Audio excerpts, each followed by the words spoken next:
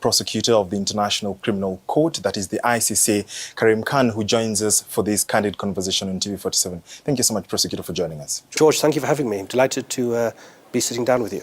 Brilliant. Thank you so much. And first of all, most Kenyans will remember you, of course, during your time as the defense lawyer in the Kenyan case. And they could be wondering what brings you to Kenya this time. So what's up? Well, I love Kenya. Firstly, I think when I go to a country and I live in a country, one must be rather heartless if you don't build bonds of affinity with the people of a country, and this is certainly the case in Kenya.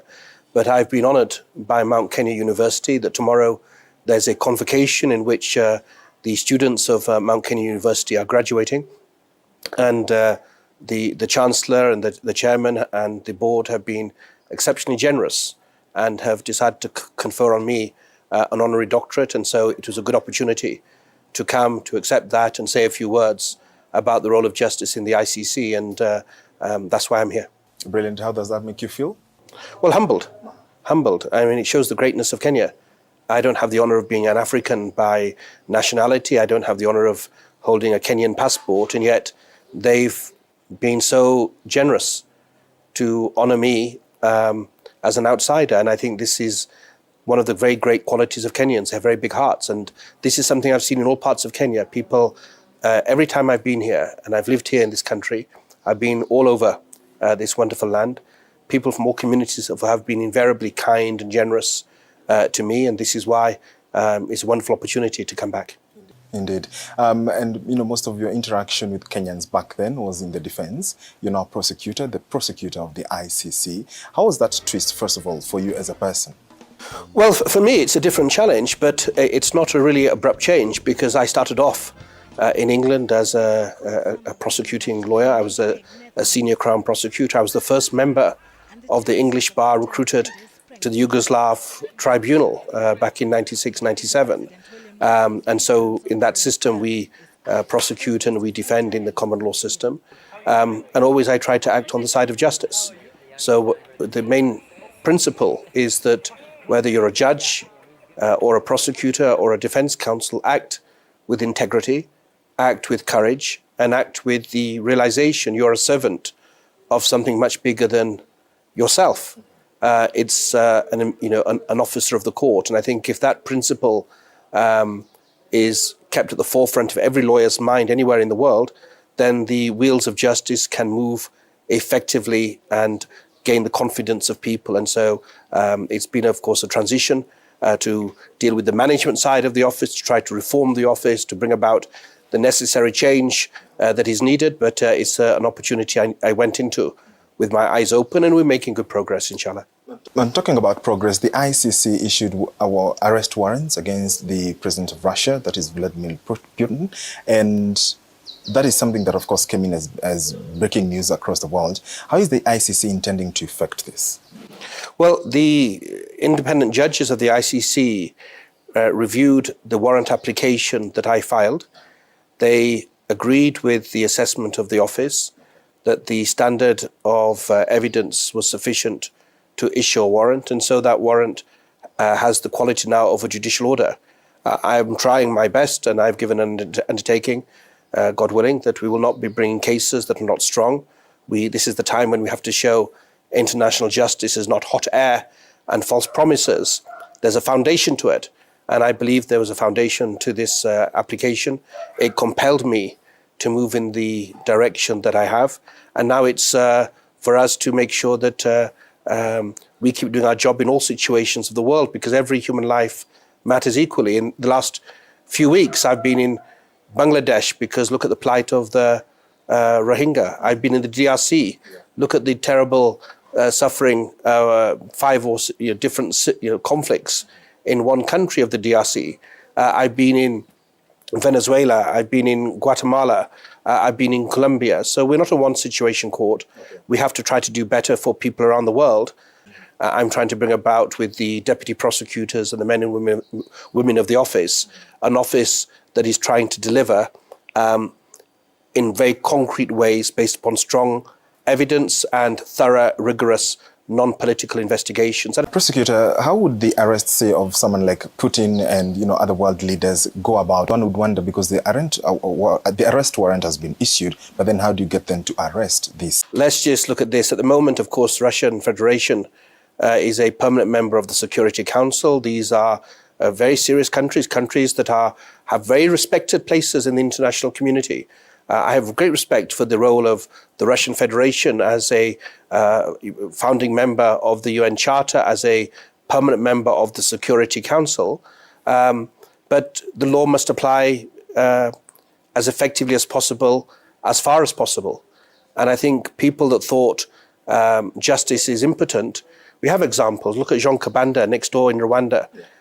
He was found guilty. He was a former prime minister. Look at Charles Taylor. People thought when he was the president of Liberia, he could never be arrested. He's in Durham prison in the United Kingdom. Look at Milosevic and Kradich and Mladic. There's many other examples. So look at Key Sampa in Cambodia. Our job is to try to work with states, realizing that the ICC is a court of last resort, that the basic principle is trials and justice is done at home, locally. That's what I prefer. Work with partnerships with countries, with regional organizations. But if there's no justice, if there is no determined effort to vindicate the rights of the most vulnerable, the youngest children, the most vulnerable boys and girls and women and men, the old and the sick, then international standards must try to apply in this very imperfect world as effectively as possible. And that's what we have to do. And then the enforcement, nothing is static. The world is orbiting, all the time around the sun. Planets are in constant momentum and movement. We do our job. Prosecutor, talking about doing your job, you've been to several African countries, I believe, and a cry or a calling that has been made by most African leaders is that they feel targeted by the ICC. Does the Rome Statute provide a situation where it sort of quote unquote favors the West and quote unquote oppresses the African leaders because they have cried that they feel more targeted in the court? There's a lot of noise that is generated in these discussions, and the challenge for your viewers and for all of us is to not get deviated by the noise, but to hear the truth of the situation. Now, as humanity, we are a work in progress.